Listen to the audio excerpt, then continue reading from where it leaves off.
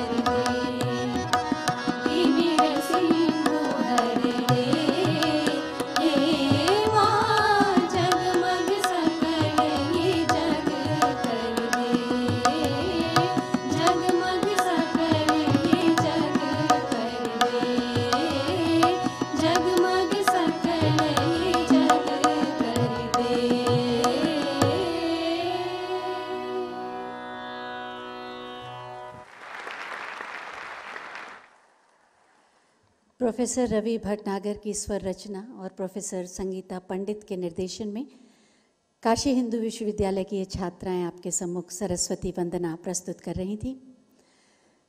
काशी में माननीय प्रधानमंत्री जी का आगमन हर बार काशी को एक नया फ्लेवर और नया कलेवर देता है।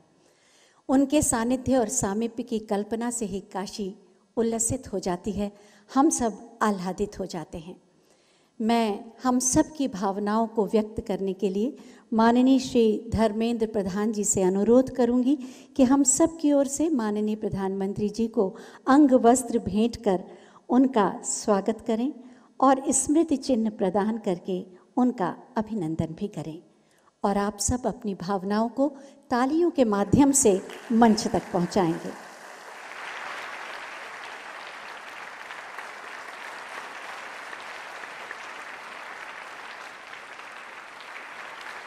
एक बार पुनः माननीय प्रधानमंत्री जी की गरिमामयी उपस्थिति को नमन।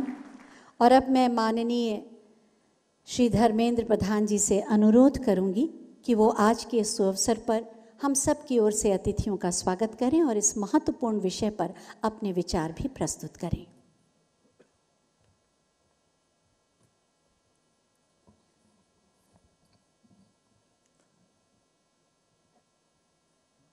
भारत के सबसे लोकप्रिय जननेता यशस्वी प्रधानमंत्री जो लोकसभा में वाराणसी का प्रतिनिधित्व करते हैं, माननीय श्री नरेंद्र मोदी जी, उत्तर प्रदेश की महामहिम राज्यपाल श्रीमती आनंदीबेन पटेल जी, उत्तर प्रदेश की लोकप्रिय मुख्यमंत्री योगी आदित्यनाथ जी, केंद्रीय शिक्षा मंत्रालय में मेरे सहयोगी डॉक्टर सुभाष सरकार जी, अन्नपूर्णा देवी जी, डॉक्टर राजकुमार रंजन सिंह जी, उत्तर प्रदेश के उच्च शिक्षा मंत्री श्री योगेंद्र उपाध्याय जी, उत्तर प्रदेश की तकनीकी शिक्षा मंत्री श्री आशीष पटेल जी, प्रदेश की उच्च शिक्षा राज्य मंत्री आदरणीय रजनी तिवारी जी, देश की वरिष्ठ विद्वान शिक्षा नीति के ड्राफ्टिंग समिति की अध्यक्ष डॉक्टर के कस्तूरीरंगन जी, देश भर के विश्वविद्यालय और उच्च शिक्षा संस्थानों के कुलपति और निर्देशक समूह, प्राध्यापक समूह, विद्वानगण, शिक्षाविद, आमंत्रित अतिथिगण एवं मीडिया के मित्र, ऐतिहासिक शहर काशी में शिक्षा जगत के इस भव्य सम्मेलन में आप सभी का स्वागत करना मेरे लिए सम्मान और सौभाग्य की बात है। इसीलिए मैं इस शाश्वत शहर के आराध्य काशी विश्वनाथ की चरण में विनम्र प्रणाम करते हुए अपनी बात आरंभ करता हूँ। यह सबसे पुरानी जीवंत शहर है जो प्राचीन काल से ही ज्ञान एवं सिखाने का विश्व विख्यात केंद्र रहा है। हमारे देश के युवाओं के भविष्य और उच्च शिक्षा पर विमर्श के लिए वाराणसी सबसे बेहतरीन स्थान है, क्योंकि यहाँ के कण कण में हमारी प्राचीन धरोहर, संस्कृति एवं ज्ञान राशि समाहित है। राष्ट्रीय शिक्षा नीति 2020 एक दार्शनिक दस्तावेज, एक फिलोसॉफिकल डॉक्यूमेंट है। मेरा मानना है कि संविधान के बाद NEP 2020 एक ऐसा दस्तावेज है जिसे देश भर में कई स्तर पर विचार विमर्श, चर्चा, जन भागीदारी और संवाद के बाद आकार दिया गया है। संविधान के समान ही NEP 2020 हमारी देश की दुविधा और संदेह से बाहर निकालने का विचार, आत्मा, बुद्धि और कार्य में भारतीय होने का गहन गर्व पैदा करता है। NEP की घोषणा के बाद से ही हम उसी के क्रियान्वयन के लिए हर कदम पर माननीय प्रधानमंत्री जी का मार्गदर्शन मिलते रहा है और आज हम सभी का एक बार फिर माननीय प्रधानमंत्री जी का सानिध्य, उनके आशीर्वाद, स्नेह एवं मार्गदर्शन का सौभाग्य प्राप्त होगा। माननीय प्रधानमंत्री जी, आपकी गरिमामय उपस्थिति ने हम सभी में नई ऊर्जा और प्रेरणा का संचार किया है। पूरा देश शिक्षा जगत की ओर से आपका हार्दिक अभिनंदन और स्वागत करता हूं। पिछले महीने माननीय प्रधानमंत्री जी के नेतृत्व में राज्य के मुख्य सचिवों ने देश भर में NEP की क्रियान्वयन की गति देने के बारे में विचार विमर्श किया था। इसी विचार विमर्श को अगले चरण की रूप देने में हम सब अखिल भारतीय शिक्षा समागम के लिए एकत्रित हुए हैं। इस 3 दिनों में आप सभी को कुछ विषय पे गहन विचार विमर्श करने के लिए अनुरोध करता हूं कि हम अपने समय की जरूरत के अनुसार अपने छात्रों के सही मायने में ज्ञान और कौशल्य दे रहे हैं। क्या हमारी पाठ्यक्रम हमारे युवाओं की आकांक्षा को अनुरूप है? क्या हमें अपनी कैरिकुलम, कोर्स और उच्च शिक्षा, कौशल तथा अनुसंधान के प्रति दृष्टिकोण में व्यापक परिवर्तन की आवश्यकता है? एनईपी 2020 हमें यथास्थिति और कठोरता को तोड़ना तथा प्रगतिशील मानसिकता को तथा साथ अपने राष्ट्र के जीवन में परिवर्तनकारी बदलाव की ओर बढ़ाने का अवसर प्रदान करती है। हमारे देश में 15 से 25 आयु वर्ग में दुनिया की सबसे बड़ी युवा आबादी है, यानी लगभग 25 करोड़ आबादी है। यह डेमोग्राफिक डिविडेंड हमारे पास ज्यादा समय नहीं रहेगा, हमारे पास 25 साल ही रहेगा, जिसे हमें अमृत काल भी कहते हैं। ये सुनिश्चित करने के लिए हम सब युवा की ऊर्जा, क्षमता और पूरी तरह से उपयोग कैसे करें और ज्ञान तथा शिक्षा के क्षेत्र में पूरी दुनिया का नेतृत्व करें, यही एनईपी 2020 की दिशा दर्शन है। विश्वविद्यालय और उच्च शिक्षा संस्थान ने केवल विद्यार्थी और शिक्षकों के जीवन की बेहतरी बनाने के लिए नहीं है, बल्कि एक राष्ट्र में सभी जीवन के कल्याण के लिए उद्दिष्ट है। हमारी राष्ट्र की ज्ञान परंपरा की जड़ें कई सदियों गहरी है और एनईपी इसी भारतीय ज्ञान परंपरा की आधार पर मजबूत नींव स्थापित करके देश की शिक्षा व्यवस्था को भविष्य की स्वर्णिम आकार देना चाहती है। 21वीं सदी ज्ञान की सदी है। भारत सबसे पुरानी सभ्यताओं में एक है और एक ज्ञान समाज के रूप में उभरती अर्थव्यवस्था को समृद्ध भविष्य की ओर ले जाने में कैप्टन बनना स्वाभाविक है। देश युवाओं को केवल जॉब सीकर के रूप में संतुष्ट देखने की बजाय भविष्य में जॉब क्रिएटर्स के रूप में देखना चाहती है। बंधी बंधाई अथवा स्थापित सीमाओं में आगे बढ़ना, पुशिंग द बाउंड्रीज, असंभव का सपना देखना, ड्रीमिंग ऑफ इम्पॉसिबल, और फिर उसे पूरा करना ही भविष्य की सफलता की कुंजी है। देश की सकारात्मक सोच, साथ व्यापक परिवर्तन की चाह रखने वाले युवाओं की जरूरत है, जो किसी भी स्थिति में समझौता करने की बजाय उसे बदलने की साहस रखते हैं। इसी भव्य अखिल भारतीय शिक्षा समागम में उपस्थित लोगों की यह जिम्मेवारी है कि वो यह सुनिश्चित करें कि सकारात्मक सोच एवं ज्ञान की दुनिया में शिखर पर जाने की यह इच्छा निरंतर रहे और भविष्य के लिए भारत के पथ को रोशन करने के लिए मशाल के रूप में कार्य करें। तो हमें यहाँ वाराणसी जैसे सबसे पवित्र शहर में एनईपी क्रियान्वयन और हमारा देश की जीवन में परिवर्तनकारी बदलाव लाने की कोई कसर नहीं छोड़ने का संकल्प लेना चाहिए। जय भारत। धन्यवाद।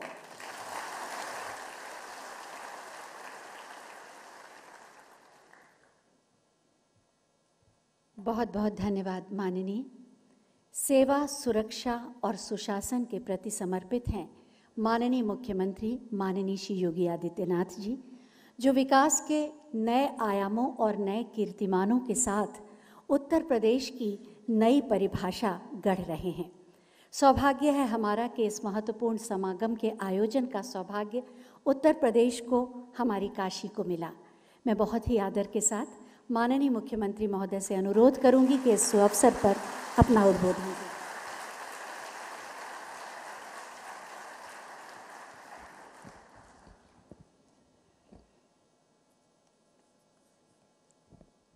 आदरणीय प्रधानमंत्री जी,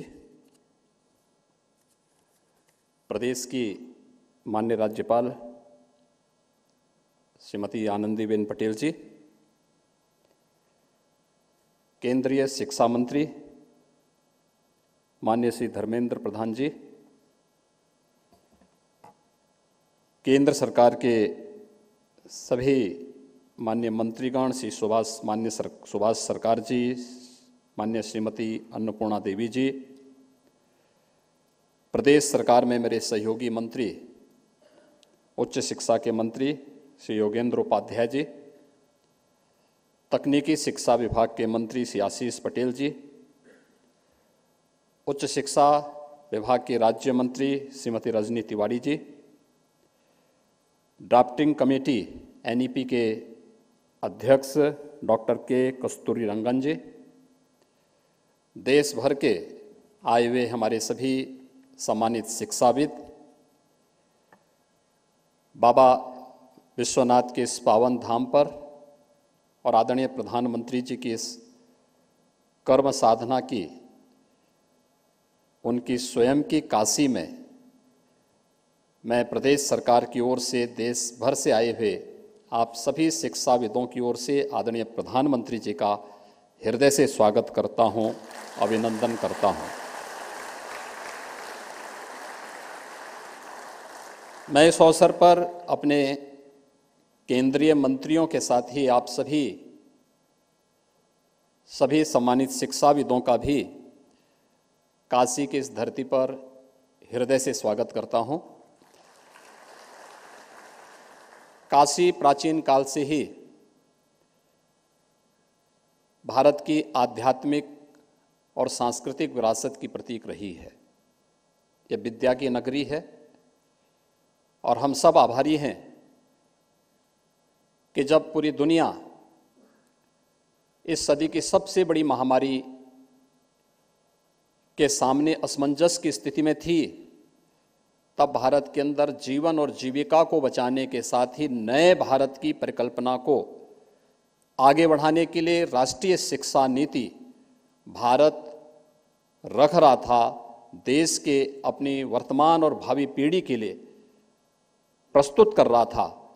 और आज ये मेरे लिए हार्दिक प्रसन्नता का विषय है कि उत्तर प्रदेश में राष्ट्रीय शिक्षा नीति के इन 3 दिवसीय कार्यक्रम के दृष्टि से देश भर के सभी शिक्षाविद इसे लागू करने और इसकी भावी योजनाओं पर व्यापक मंथन करने के लिए काशी की इस धरती पर उपस्थित हुए हैं।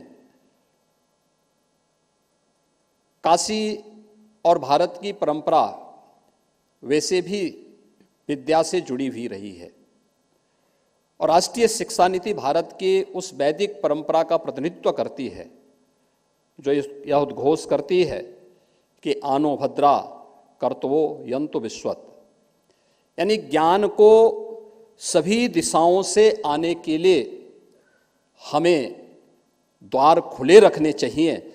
और राष्ट्रीय शिक्षा नीति ने देश की आज़ादी के बाद पहली बार आदरणीय प्रधानमंत्री जी की प्रेरणा से वह ज्ञान के सभी दिशाओं से आने के द्वार खोले हैं। मैं इसके लिए देश भर के आप सभी शिक्षाविदों की ओर से आदरणीय प्रधानमंत्री जी का हृदय से आभार व्यक्त करता हूं, उनका अभिनंदन भी करता हूं।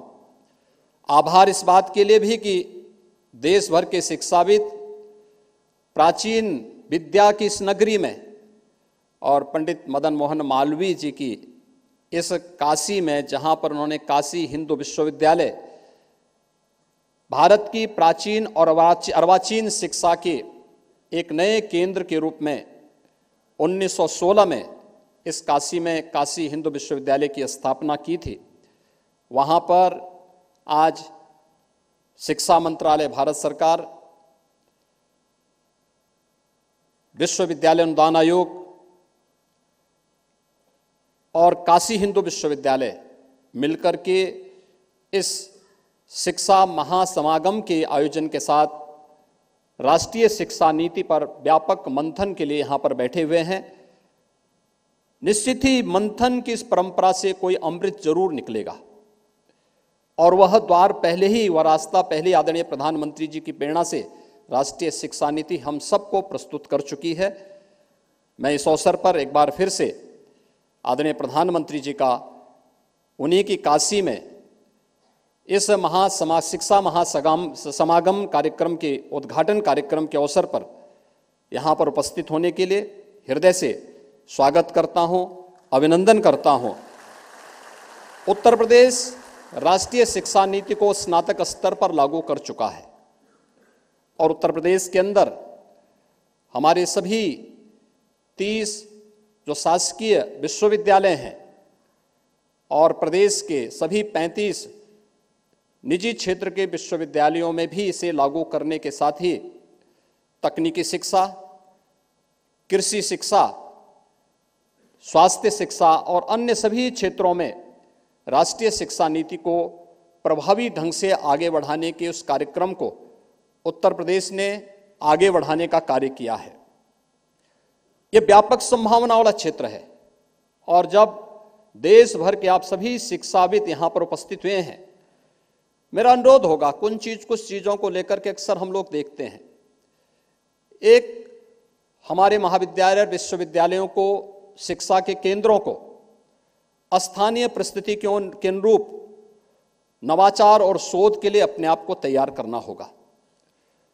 दूसरा, शासन की योजनाओं से अपने आप को वैराग्य भाव रखने की बजाय उन शासन की योजनाओं के साथ जुड़ते हुए छात्र छात्राओं को उन योजनाओं के साथ अगर हम विश्वविद्यालयों में, शिक्षण संस्थानों में पहले दिन से ही लगना प्रारंभ कर देंगे तो जब वह अपनी डिग्री लेकर के बाहर निकलेगा तो उसके सामने अपने जीवन की अनंत संभावनाओं के द्वार स्वतः खुले हुए दिखाई देंगे।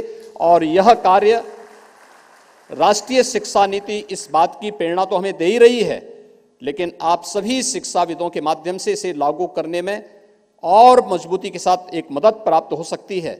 मैं एक बार फिर से इस 3 दिवसीय शिक्षा महासमागम कार्यक्रम के लिए अपनी शुभकामनाएं देता हूं। आप सबका हृदय से स्वागत करता हूं। आदरणीय प्रधानमंत्री जी का आभार और अभिनंदन व्यक्त करते हुए वाणी को विराम देता हूं। धन्यवाद। जय हिंद।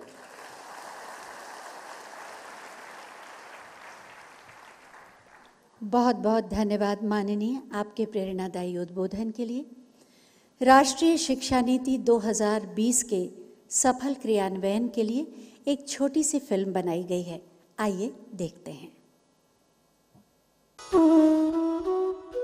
भारत खड़ा है अपने गौरवशाली इतिहास के महत्वपूर्ण मोड़ पर। देश के अमृत काल की यात्रा हो गई है आरंभ।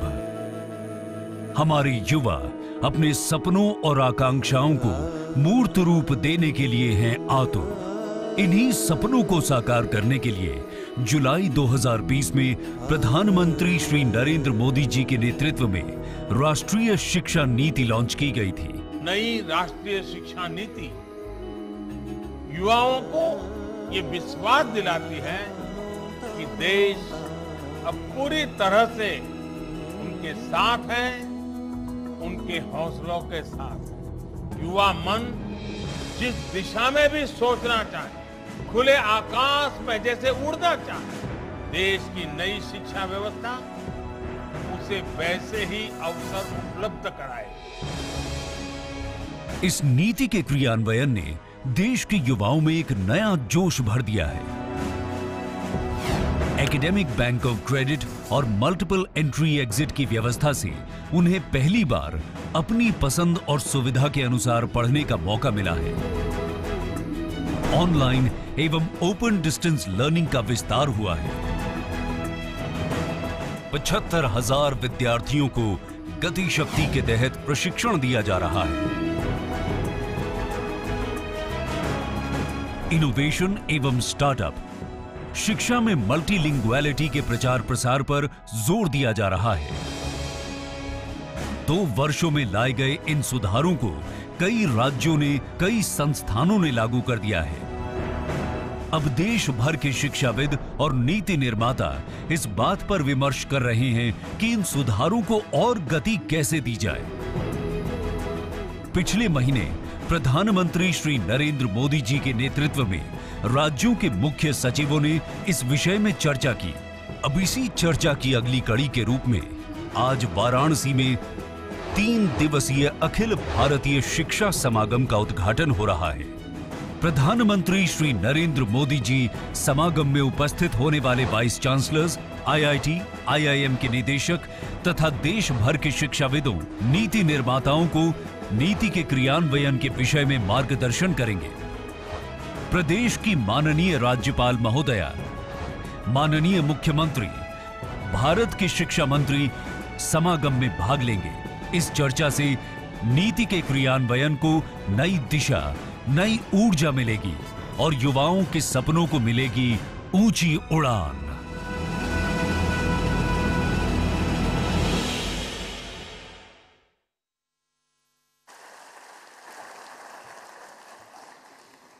कुछ व्यक्तित्व ऐसे होते हैं जो अपने चरित्र, विचार और जीवन से हमें एक बेहतर इंसान बनने की प्रेरणा तो देते ही हैं, साथ ही राष्ट्र के निर्माण के संस्कार भी देते हैं, मानवीय मूल्यों में विश्वास भी जगाते हैं और अपनी ज़मीन से जुड़कर आसमान को छूने का साहस और बल भी देते हैं।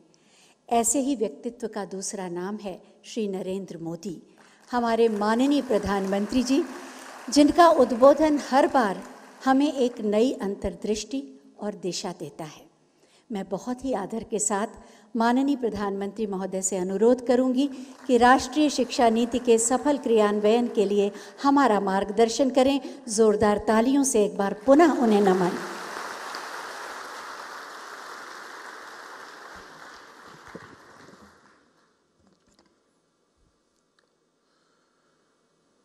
उत्तर प्रदेश के राज्यपाल श्रीमती आनंदीबेन पटेल, यहाँ के लोकप्रिय मुख्यमंत्री योगी आदित्यनाथ जी, मंत्रिमंडल के मेरे सहयोगी धर्मेंद्र प्रधान जी, राष्ट्रीय शिक्षा नीति की ड्राफ्टिंग कमेटी के चेयरमैन के कस्तूरीरंगन जी, सरकार के अन्य मंत्रीगण, इस सम्मेलन में भाग ले रहे सभी वाइस चांसलर्स, शिक्षा संस्थाओं के निर्देशक, सभी शिक्षकगण, शिक्षाविद, देवी और सज्जनों, अखिल भारतीय शिक्षा समागम का यह आयोजन उस पवित्र धरती पर हो रहा है जहां आजादी से पहले देश की इतनी महत्वपूर्ण यूनिवर्सिटी की स्थापना हुई थी। ये समागम आज एक ऐसे समय हो रहा है जब देश अपनी आजादी का अमृत महोत्सव मना रहा है।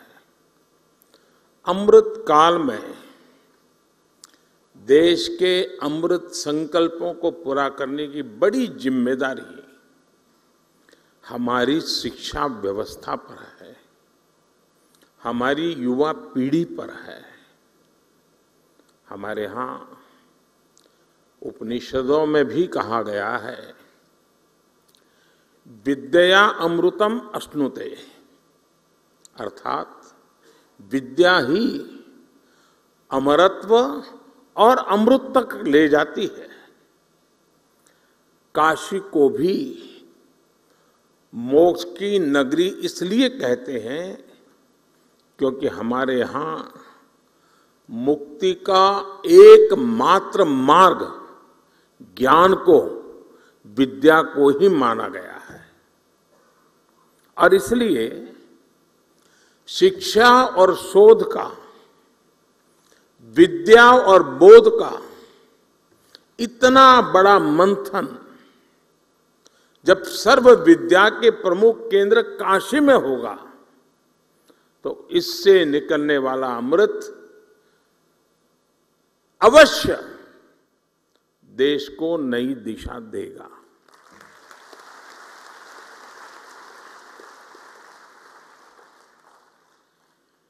मैं इस अवसर पर महामना मालवीय जी के चरणों में नमन करते हुए इस आयोजन के लिए आप सभी को शुभकामनाएं देता हूं। मैं काशी का सांसद हूं, मेरी काशी में आप पधारे हैं, तो एक प्रकार से मैं होस्ट भी हूं।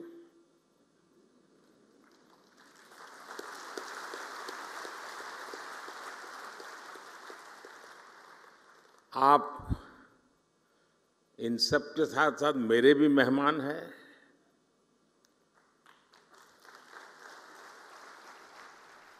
मुझे विश्वास है कि व्यवस्थाओं में ज्यादा आपको असुविधा नहीं होगी। प्रबंध करने का सबने भरपूर प्रयास भी किया होगा, लेकिन फिर भी अगर कोई कमी रह गई है तो वो दोष मेरा रहेगा।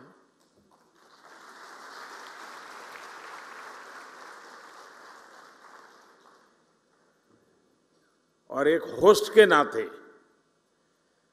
कोई भी आपको असुविधा हो जाए तो उसकी क्षमा मैं पहले से मांग लेता हूं। साथियों, मैं अभी एक कार्यक्रम करके आ रहा हूं। यहां मध्याह्न भोजन के लिए एक सेंट्रलाइज्ड किचन का काम था, लेकिन वहां मुझे मेरी काशी की सरकारी स्कूल के 10-12 साल की उम्र के बच्चों के साथ गप्पे गोष्ठी करने का अवसर मिला।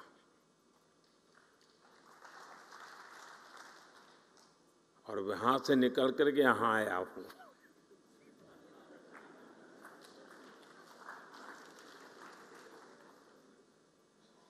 और मैं उनसे सुन करके आया हूं और आपको सुनाने आया हूं।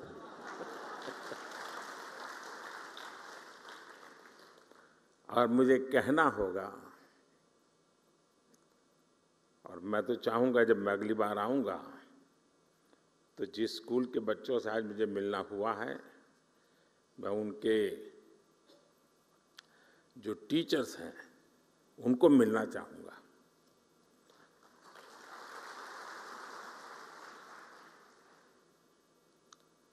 आप कल्पना कर सकते हैं कि ऐसा विचार मुझे क्यों आया होगा। मेरे मन पर इतना प्रभाव पैदा हुआ, 10-15 मिनट का ही वो अवसर था मेरे पास, लेकिन जो प्रतिभा उन बच्चों में थी, जो टैलेंट थी, जो कॉन्फिडेंस था और जो विविधता थी, और वो भी एक सरकारी स्कूल के हमारे सामान्य परिवार के बच्चों की।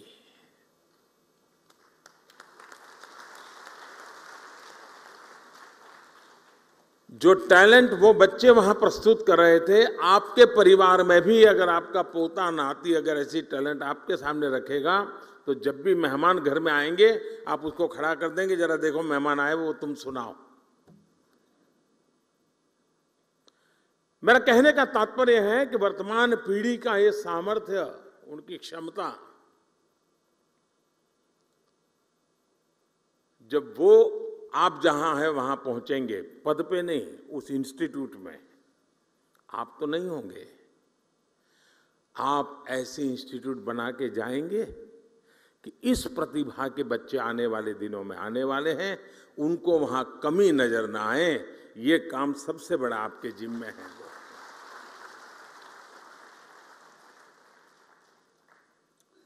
और मुझे विश्वास है कि अगले 3 दिनों तक यहां जो चर्चा और विमर्श होगा उससे राष्ट्रीय शिक्षा नीति के क्रियान्वयन को प्रभावी दिशा मिलेगी। साथियों, आप सभी जानते हैं कि राष्ट्रीय शिक्षा नीति का मूल आधार शिक्षा को संकुचित सोच के दायरे से बाहर निकालना और उसे 21वीं सदी के आधुनिक विचारों से जोड़ना है। हमारे देश में मेधा की कभी कोई कमी नहीं रही है, लेकिन दुर्भाग्य से हमारे ऐसी व्यवस्था बनाकर दी गई थी जिसमें पढ़ाई का मतलब केवल और केवल नौकरी ही माना जाने लगा था। शिक्षा में ये विकार गुलामी के कालखंड में अंग्रेजों ने अपनी जरूरतों को पूरा करने के लिए अपने लिए एक सेवक वर्ग तैयार करने के लिए किया था। आजादी के बाद इसमें थोड़ा बहुत बदलाव हुआ भी, लेकिन बहुत सारा बदलाव रह गया। अब अंग्रेजों की बनाई व्यवस्था कभी भी भारत के मूल स्वभाव का हिस्सा नहीं थी और न हो सकती है। अगर हम हमारे देश के पुराने कालखंड की तरफ नजर करें, हमारे यहां शिक्षा में अलग अलग कलाओं की धारणा थी, और बनारस तो, मेरी काशी तो इसका जीवंत उदाहरण है।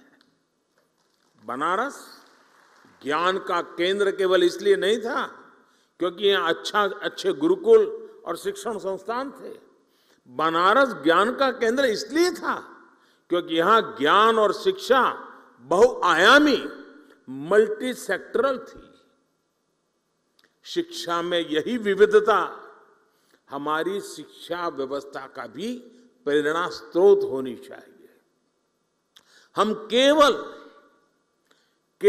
डिग्री धारक युवा तैयार न करें, बल्कि देश को आगे बढ़ने के लिए जितने भी मानव संसाधनों की जरूरत हो, हमारी शिक्षा व्यवस्था वो देश को उपलब्ध कराएं, देश को दे।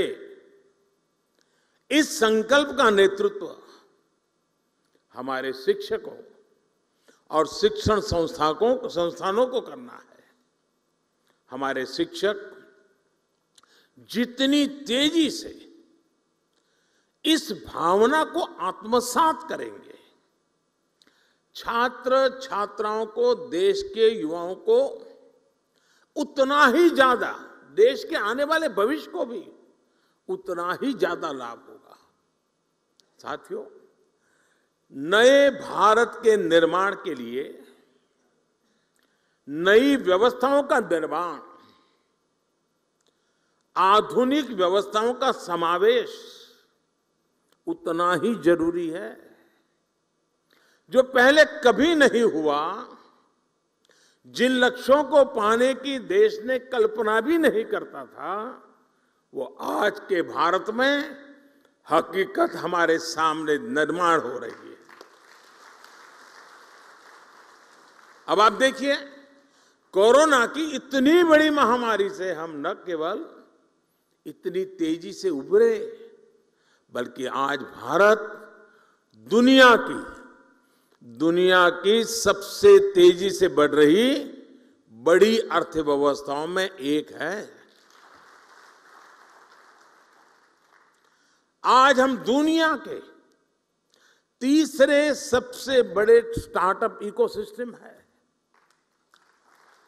स्पेस टेक्नोलॉजी जैसे क्षेत्रों में, जहां पहले केवल सरकार ही सब करती थी, वहां अब प्राइवेट प्लेयर्स के जरिए युवाओं के लिए एक नई दुनिया तैयार हो रही है। पूरा अंतरिक्ष उनके बाहुपास में आ रहा है। दोस्तों, देश की बेटियों के लिए, महिलाओं के लिए भी जो क्षेत्र पहले बंद हुआ करते थे, आज वो सेक्टर बेटियों की प्रतिभा के उदाहरण प्रस्तुत कर रहे हैं। साथियों, जब देश का मिजाज ऐसा हो, जब देश की रफ्तार ऐसी हो, तो हमें अपने युवाओं को भी खुली उड़ान के लिए नई ऊर्जा से भरना होगा। अभी तक स्कूल, कॉलेज और किताबें ये तय करते आए थे कि बच्चों को किस दिशा में जाना है, लेकिन राष्ट्रीय शिक्षा नीति के बाद अब युवाओं पर दायित्व और बढ़ गया है, और इसके साथ ही हमारी भी ये जिम्मेदारी बढ़ गई है कि हम युवाओं के सपनों और उड़ान को निरंतर प्रोत्साहित करें, उसके मन को समझे, उसकी आकांक्षाओं को समझे, तभी तो खाद पानी डाल पाएंगे। उसे समझे बिना कुछ भी थोपने वाला युग चला गया है। दोस्तों, हमें इस बात का हमेशा ध्यान रखना होगा,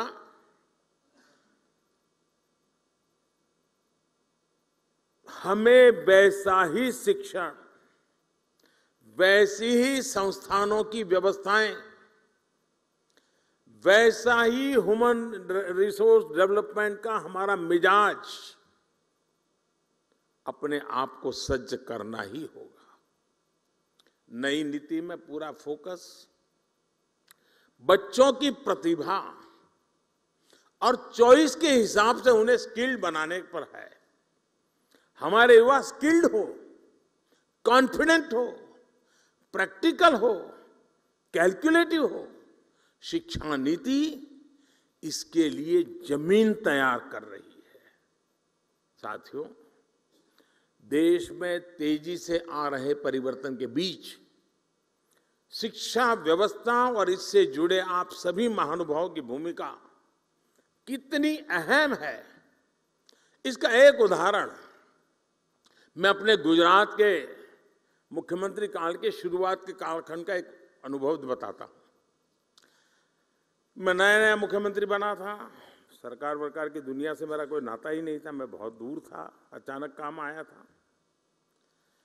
तो मैंने एक कार्यक्रम बनाया था।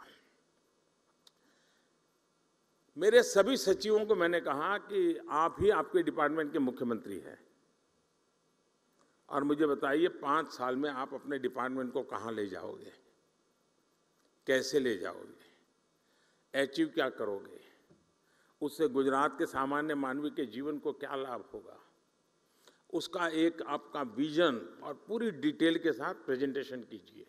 ये मैंने सभी विभागों के सचिवों को कहा और हर दिन शाम को 5 बजे सभी मेरी मंत्रिपरिषद के मंत्री और सभी सचिव हम बैठते थे और एक सचिव आकर के अपने विभाग का पूरा प्रेजेंटेशन देते थे, फिर डिबेट होती थी।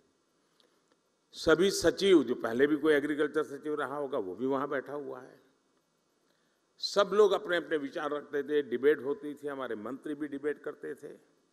मैं सुनता रहता था, सीखने का प्रयास करता था।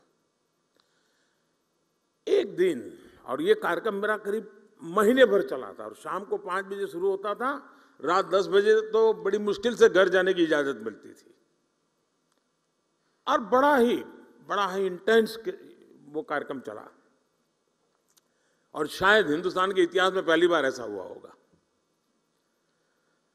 तो मेरे यहां उद्योग के जगत के संबंधित प्रेजेंटेशन हुआ। आने वाले दिनों में वो औद्योगिक क्या क्या देखते हैं, आने वाले दिनों में औद्योगिक विकास कैसा होगा, सारा बता रहे थे। तो कार्यक्रम पूरा होते ही शिक्षा सचिव मेरे पास आए, क्योंकि दूसरे दिन शिक्षा सचिव का कार्यक्रम था। उसने कहा, साहब मैं कल नहीं कर पाऊंगा। मैंने कहा, क्या बात करते हो भाई, 1 महीने पहले आपको तैयारी करने के लिए कहा और आप लास्ट मोमेंट कह रहे हैं मैं नहीं कर पाऊंगा। उन्होंने कहा, तैयार तो है, मैं कर सकता हूं, लेकिन आज जो मैंने औद्योगिक विकास का जो प्रेजेंटेशन देखा उसको देख करके मुझे लगता है कि हमारा उनका कोई मेल ही नहीं है। हम बाएं जा रहे हैं, वो दाएं जा रहे हैं। तो मैं इसकी लाइट में मेरे जो प्रेजेंटेशन है उसको मॉडिफाई करने के लिए मुझे समय चाहिए, तब जाकर के हम एक इंक्लूसिव ग्रोथ की दिशा में साथ मिलकर के शिक्षा हो, इंडस्ट्री चल सकते हैं। हमें भी अब तो पूरी दुनिया का पता होना चाहिए, हर यूनिवर्सिटी में काम होना चाहिए कि दुनिया आगे किस तरफ जा रही है, कैसे जा रही है, उसमें हमारा देश कहां है, उसमें हमारे युवा कहां है। आने वाले 15-20 साल उन बच्चों के हाथ में भारत होने वाला है, उनको मैं कैसे तैयार कर रहा हूं, ये हमारा बहुत बड़ा दायित्व है दोस्तों। और इसी तर्ज पर हमारे सभी शिक्षण संस्थानों को भी खुद से पूछने की जरूरत है कि क्या हम फ्यूचर रेडी हैं। मैं आज दिन बिता रहा हूं, एग्जाम ले रहा हूं, कॉन्वोकेशन कर रहा हूं, क्या यही मैं जिस पद पर हूं वही काम है? क्या मेरा काम यह है कि मैं ऐसी संस्थान खड़ी करके जाऊंगा कि आज जो बच्चा मेरे स्कूल कॉलेज में आएगा, आजादी के जब 100 साल होंगे, जब वो बहुत बड़ी महत्वपूर्ण भूमिका निभाता होगा, तब मेरा देश वहां पहुंचेगा। मैं वो व्यवस्था आज पैदा करके जाऊंगा। आप सबको वर्तमान को संभालना है, आपके पहले जो करके गए हैं उसको आगे बढ़ाना है, लेकिन आज जो काम कर रहे हैं उनको फ्यूचर के लिए ही सोचना होगा और व्यवस्थाएं फ्यूचर के लिए विकसित करनी होगी। और क्योंकि आज बच्चों की जिज्ञासा ऐसी होती है जिनके उत्तर, अभी मैंने कहा, मैं जिन बच्चों को मिलकर आया हूं, आपको भी घर में पता चलता होगा, छोटे छोटे आपके पोते पोती भी आपको सवाल पूछते होंगे, आपके नन्हे मन्ने बेटे अगर सवाल पूछते होंगे, आपको सोचना पड़ता होगा, अरे भाई ये कहाँ सर खा रहा है। वो सर नहीं खा रहा है, आर का सर उसको जवाब नहीं दे पा रहा है। दोस्तों, वो सबक है। आपके हर किसी के घर में ये अनुभव आया होगा जी। आज की पीढ़ी जिन बातों को लेकर के आती है, वो तो गूगल पर 10 चीजें सवाल पूछते, बोले आप क्या कह रहे हो, गूगल तो ये कह रहा है, आपको काउंटर करता है बच्चा। अब ये बच्चे आपकी यूनिवर्सिटी में 10 साल के बाद आएंगे, तब क्या हाल होगा आपका। हमें अभी से तैयार करना होगा अपने आप को। आप घर में भी उसके अपनों बच्चों के साथ मिसमैच अनुभव कर रहे हैं। जब स्कूल कॉलेज के कैंपस के अंदर बहुत बड़ी मात्रा में युवा पीढ़ी होगी, इस प्रकार से नई सोच के साथ आई होगी, और हम वहां उसके योग्य नहीं होंगे, तो उनके साथ कितना बड़ा गहरा अन्याय हो जाएगा दोस्तों। और इसलिए आवश्यक है कि हम भविष्य को जाने, समझे, व्यवस्थाओं को विकसित करें। मैं अभी कुछ दिन पहले डिजिटल इंडिया अभियान के तहत गांधीनगर में एक एग्जीबिशन देखने गया था। वहां सरकारी स्कूल के बच्चे थे, 12वीं 10वीं या 11th के बच्चे थे। वहां बच्चों ने जो प्रोजेक्ट तैयार किए थे, जो आइडियाज रखे थे, मैं बहुत उसको समझने की, देखने का प्रयास कर रहा था, और मैं प्रभावित हुआ था इन बच्चों के काम से। रिसर्च का ऐसा पोटेंशियल, कम उम्र में ऐसे ऐसे इनोवेशन वाली बातें सुनकर मैं दंग रह गया। वहां कई बच्चे बायोटेक और जेनेटिक्स में इंटरेस्टेड थे। उनकी क्लास में जब साइंस के फंडामेंटल्स पढ़ाए जा रहे, तब वो जीन मैपिंग, एफिनिटी क्रोमेटोग्राफी और जेनेटिक लाइब्रेरी बेस्ड टूल्स की बात कर रहे थे। अब कितना बड़ा अंतर है, आप कल्पना करिए। मैं उनके काम को देखकर सोच रहा था कि जब ये हायर एजुकेशन में पहुंचेंगे, तो हमारे इंस्टीट्यूशन इनकी आधुनिक सोच के मुताबिक तैयार होंगे क्या। अगर हम इन बच्चों के लिए उनके हायर एजुकेशन में पहुंचने का इंतजार करेंगे, तब तक दुनिया बहुत आगे निकल जाएगी दोस्तों। इसलिए हमें ये अभी से सोचना होगा कि जिस उम्र में भी बच्चों के मन में मोटिवेशन है, उसी उम्र में उन्हें गाइडेंस और रिसोर्स मिले, इसका प्रबंध हमने सोचना पड़ेगा। हमें अपने संस्थान में ऐसी व्यवस्था तैयार करने पर काम करना चाहिए। साथियों, इस महीने के आखिर में 29 जुलाई को राष्ट्रीय शिक्षा नीति को 2 साल पूरे होने वाले हैं। और अभी धर्मेंद्र जी बता रहे थे कि बड़े मंथन के बाद ये शिक्षा नीति बनाई। कस्तूररंगन जी ने बहुत अच्छा नेतृत्व दिया, उसके कारण ये संभव हुआ। और इतना विविधता भरा देश और राष्ट्रीय शिक्षा नीति का इस प्रकार से स्वागत हो, ये अपने आप में बहुत बड़ी सिद्धि है जी, बहुत बड़ी सिद्धि है। लेकिन इसकी विशेषता देखिए, इसको बनाने में तो मंथन हुआ। आमतौर पर सरकार का स्वभाव होता है, एक डॉक्यूमेंट बन जाता है, वो डॉक्यूमेंट समय के भरोसे छोड़ दिया जाता है, कुछ व्यक्तियों के भरोसे जोड़ जाता है। आपके भी टेबल पे तो कुछ दिन शोभा बढ़ाता है डॉक्यूमेंट, फिर वो भी टेबल पे से हट जाता है, कोई नया डॉक्यूमेंट आता है, वो जगह ले लेता है, बात वहीं समाप्त हो जाती है। अनुभव आपको भी है, यहाँ बैठे हुए लोगों को भी है। हमने ऐसा नहीं होने दिया। हमने हर पल इस राष्ट्रीय शिक्षा नीति को जिंदा रखा है। मैं स्वयं भी इतने कम समय में कम से कम 25 सेमिनार में गया हूं, शायद 25 से ज्यादा। और इसी विषय पे मैं बोलता रहा हूं। ये रिपोर्ट देने के बाद स्वयं कस्तूरी रंगन जी लगातार संवाद कर रहे हैं, हर क्षेत्र के लोगों से संवाद कर रहे हैं, उनके क्लैरिफिकेशन चाहिए समझा रहे हैं, उसके पीछे का विजन क्या है, बैकग्राउंड इंफॉर्मेशन वो समझा रहे हैं। पूरी सरकार के सभी डिपार्टमेंट लगातार कोशिश कर रहे हैं कि ये, क्योंकि 30 साल के बाद आया हुआ डॉक्यूमेंट सिर्फ कागज का ढर्रा हमारे पास पहुंच जाने से होगा नहीं जी। आप भी यहां जब 3 दिन मंथन करोगे, उसकी कई बारीकियां हैं जो शायद आपने पूरा पन्ना पढ़ लिया होगा, लेकिन अब नई तरीके से आपके सामने उजागर होगी। इसलिए अपनी यूनिवर्सिटी के अंदर भी ऐसे ही निरंतर मंथन की योजना बना करके यहां से जाना। सिर्फ यहां से आप सुन करके मत चला जाना, आपके साथ जुड़े हुए जो बाकी साथी हैं वे भी ऐसा ही मंथन करें, उसमें से और अमृत निकाले जी, तब जाकर के इसका लाभ होगा। और इसके इम्प्लीमेंटेशन की उसके लिए जो चुनौतियां हैं, उसकी हर बारीकी पर हमें गौर करते रहना चाहिए। साथियों, आज जब कोई काम अपने हाथों में लेता है तो समस्याएं का समाधान भी तेजी से निकलता है।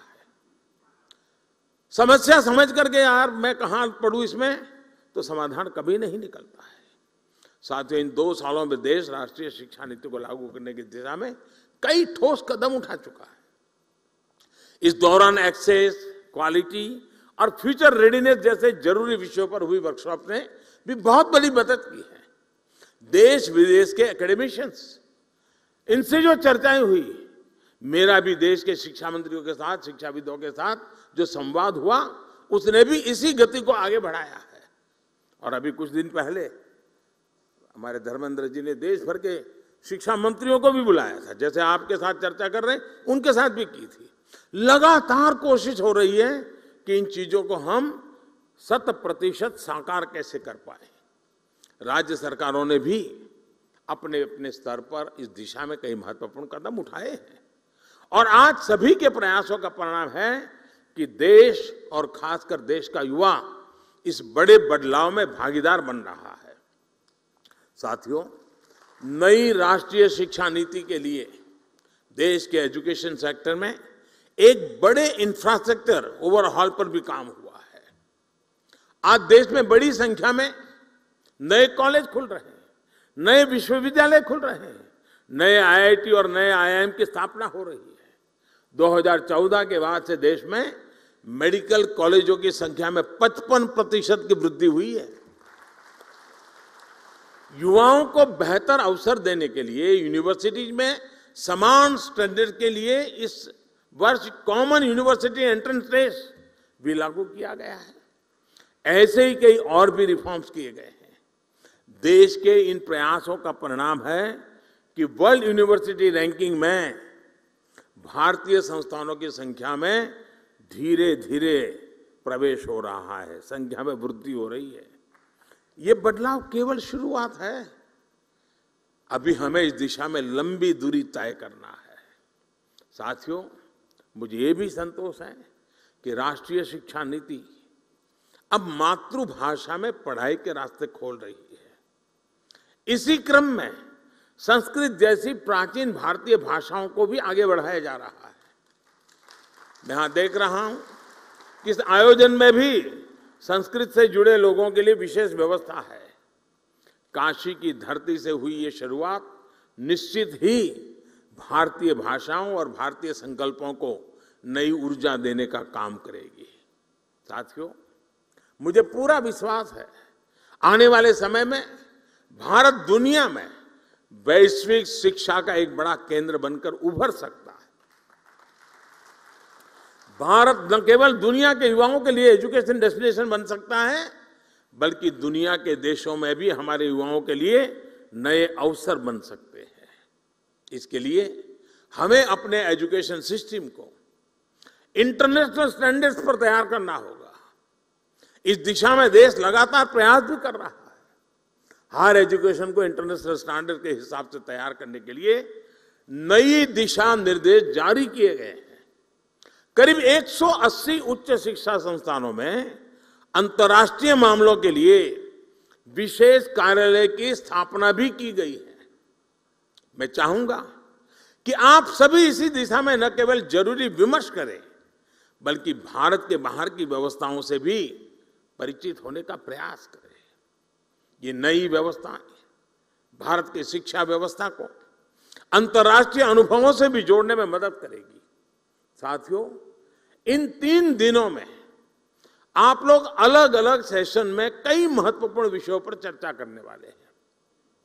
मैं चाहूंगा कि आपकी इस चर्चा से देश के लिए अलग अलग क्षेत्रों में नए रास्ते खुले, युवा पीढ़ी का मार्गदर्शन हो। दुनिया के कई देशों ने अलग अलग क्षेत्रों में जो रफ्तार पकड़ी है, उसमें एक बड़ा योगदान वहां की यूनिवर्सिटीज का भी है। यूनिवर्सिटी लगातार सामाजिक, आर्थिक और वैज्ञानिक विषयों पर रिसर्च करती है, सरकार को सुझाव देती है। यही कल्चर, यही कार्य पद्धति हमें अपने यहां भी विकसित करने की जरूरत है। इससे यंग जनरेशन को देश और देश की नीतियों की समझ आती है और वो उसकी संभावनाओं से भी परिचित होते हैं। मेरा हमेशा से मानना रहा है कि देश के युवाओं की इनोवेटिव सोच और नए आइडियाज से नई व्यवस्थाओं को भी ज्यादा से ज्यादा जुड़ना चाहिए। इससे फ्रेश टैलेंट आता है, फ्रेश आइडियाज आते हैं। मैं चाहूंगा कि इसे लेकर भी आप सब चर्चा करें, कोई रोड मैप तैयार करें। यूनिवर्सिटी कैसे सरकार के साथ अलग अलग क्षेत्रों में पार्टनरशिप कर सकती है, इस बारे में भी सोचा जाना चाहिए। अपनी एक्सपर्टीज आपको ही तय करनी है। आप जिस क्षेत्र में हैं, उसे लेकर सर्वे और स्टडी करें, सरकार को सुझाव दें। आपकी यूनिवर्सिटी का जो 50-100 किलोमीटर का जो दायरा होगा, वहाँ की जन सामान्य की समस्याएं क्या है, उसके उपाय क्या है, रिसोर्सेज क्या है, उस रिसोर्सेज के लिए क्या किया जा सकता है, वहाँ के सामान्य व्यक्तियों की वृत्ति प्रवृत्ति क्या है। आपके स्टूडेंट को एक प्रोजेक्ट मिल जाएगा, स्थानीय रूप से बढ़िया रिपोर्ट बनेगा। सरकार की कोई योजना चलती है तो उसकी अच्छाइयाँ क्या है, कमियाँ क्या है, सुधार की संभावनाएं क्या है, बढ़िया रिपोर्ट बन सकता है। ये सारी बातें सरकार के अंदर गंभीरता से कर लिया जाए, बहुत बड़ा परिणाम आता है। मुझे याद है, मैं गुजरात में था तो एक बार सरदार पटेल यूनिवर्सिटी में मेरा कार्यक्रम था। सरदार पटेल यूनिवर्सिटी के लोगों ने रूरल डेवलपमेंट पे काफ़ी रिसर्च करके कुछ किताबें तैयार की थी। उस दिन उन्होंने मुझे गिफ्ट की। मैंने जरा बड़ी बारीकी से उसको देखा, मुझे बड़ा इंटरेस्ट लगा। मैंने डिपार्टमेंट को काम दिया। मैंने कहा, भाई ये जो स्टूडेंट्स ने काम किया है, आप जरा देखिए सरकार जहाँ जा रही है और ये बच्चे जो कह रहे हैं उसमें कितना अंतर है, और आप हैरान हो जाएंगे। उसमें से बहुत सी चीज़ें मुझे रूरल डेवलपमेंट के मेरे काम में इतनी मदद आई। विद्यार्थियों ने, टीचर्स ने किया हुआ काम था, जो सरकार में एयर कंडीशन कमरे में बैठ करके निर्णय करना मुश्किल होता है जी।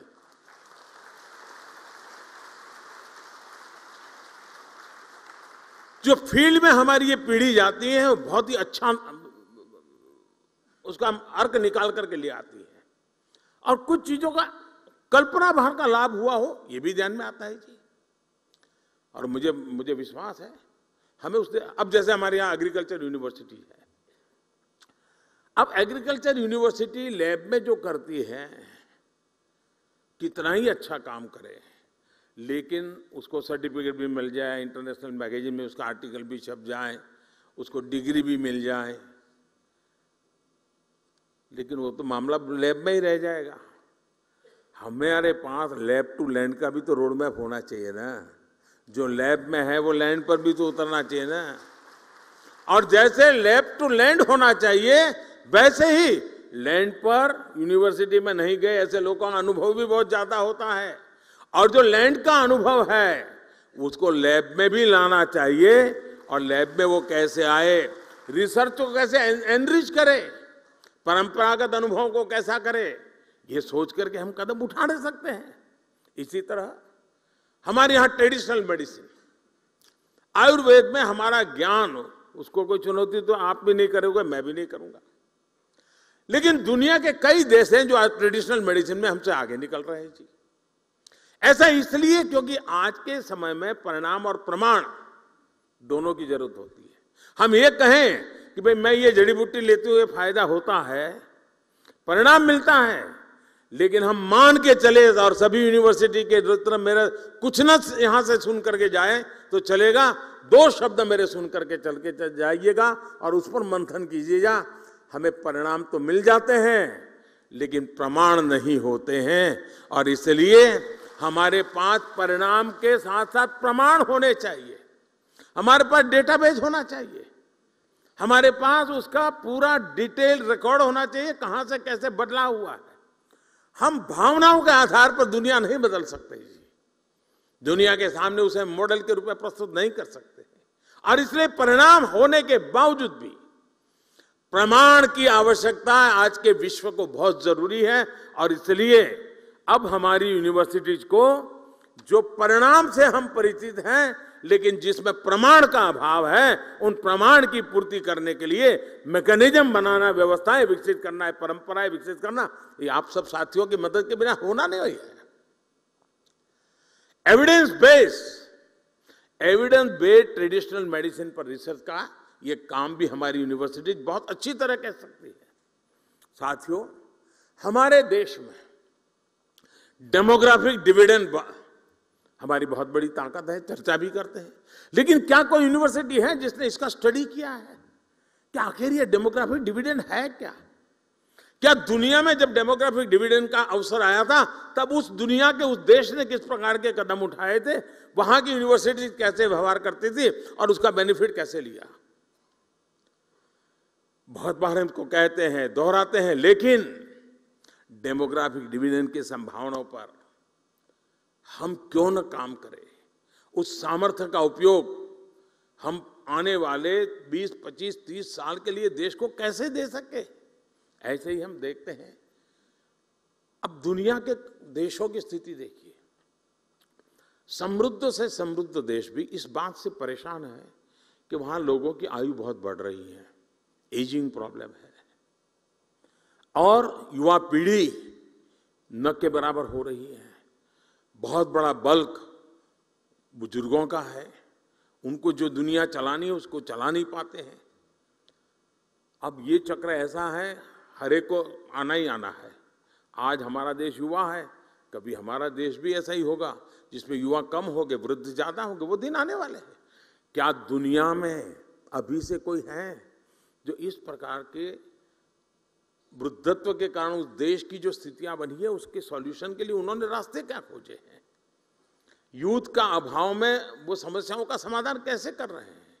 कौन सा ऐसा मैकेनिज्म बनाया है कि चीजें बड़ी स्मूथली आगे बढ़ रही है? ये सारे सोचने का काम मेरी यूनिवर्सिटीज का सहज स्वभाव होना चाहिए। यूनिवर्सिटीज में आपके लिए अभी से मैं मानता हूं रिसर्च और काम करने का अच्छा स्कोप होता है, और इसके कारण जिन बच्चों को ये प्रोजेक्ट देते हैं उनका एक विजन बनता है, उनको भी नई चीजें समझने का अवसर मिलता है। अब क्लाइमेट चेंज की इतनी बड़ी चर्चा हो रही है, क्लाइमेट के फील्ड में भी हमारे लोग अगर काम करें तो असीमित संभावना है हमारे पास। अब हमने देश में एक योजना बनाई है CDRI की। क्लाइमेट की स्थिति में हमारा इंफ्रास्ट्रक्चर ऐसा होना चाहिए कि जो उसका सामना कर सके, रेजिलिएंट होना चाहिए। अब उस पर हमारे रिसर्च किए बिना हम कैसे करेंगे जी?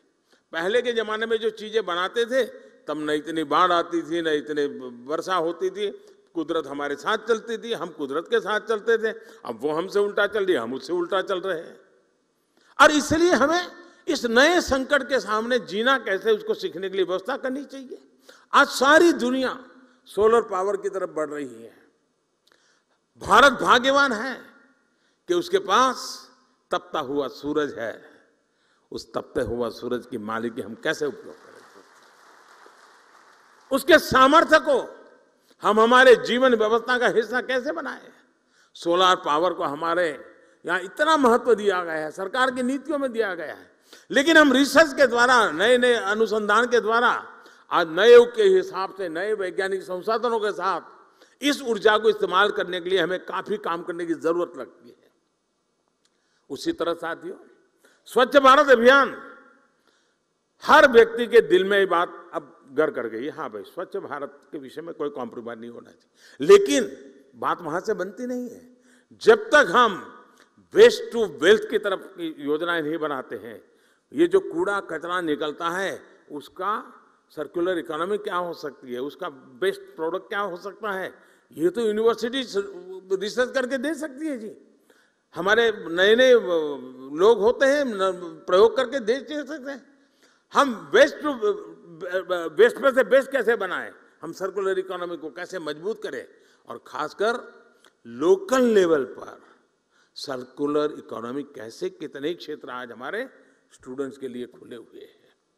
आज देश स्पोर्ट्स के क्षेत्र में भी नए आत्मविश्वास के साथ नई उपलब्धियां हासिल कर रहा है।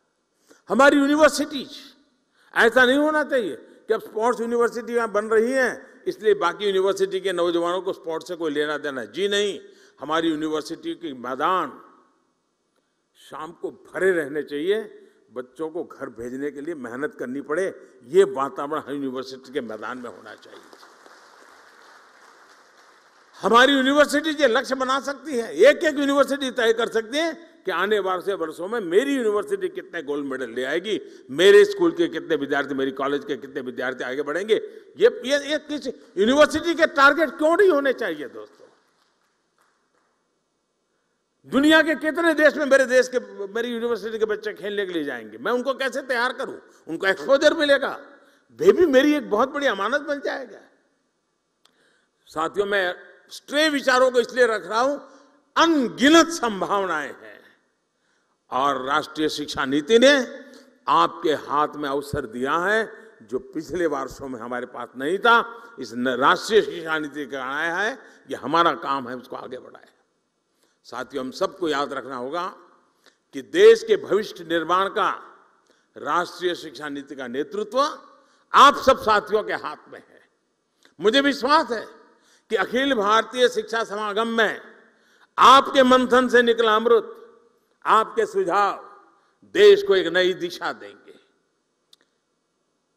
जिन नौजवानों के साथ आपका समय बीतता है, उनको वर्तमान के लिए नहीं, आने वाले कल के लिए तैयार करना है।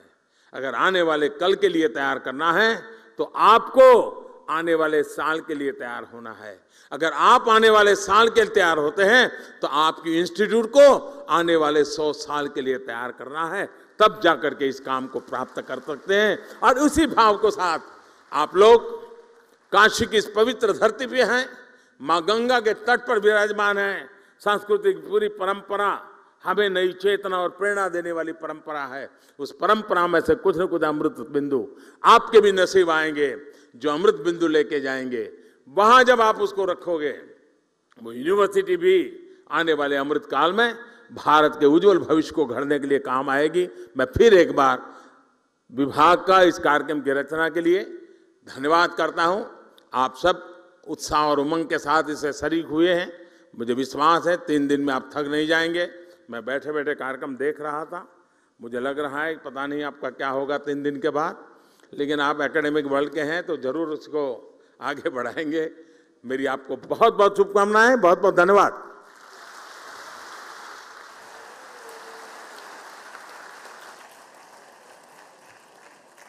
बहुत बहुत धन्यवाद माननीय प्रधानमंत्री जी, आपके प्रेरणादायी उद्बोधन और बहुमूल्य मार्गदर्शन के लिए।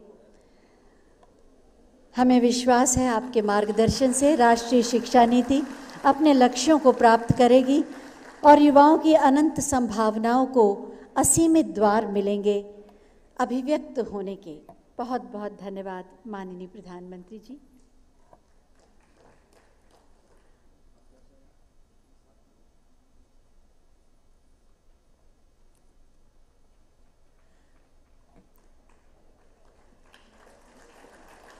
माननीय प्रधानमंत्री जी,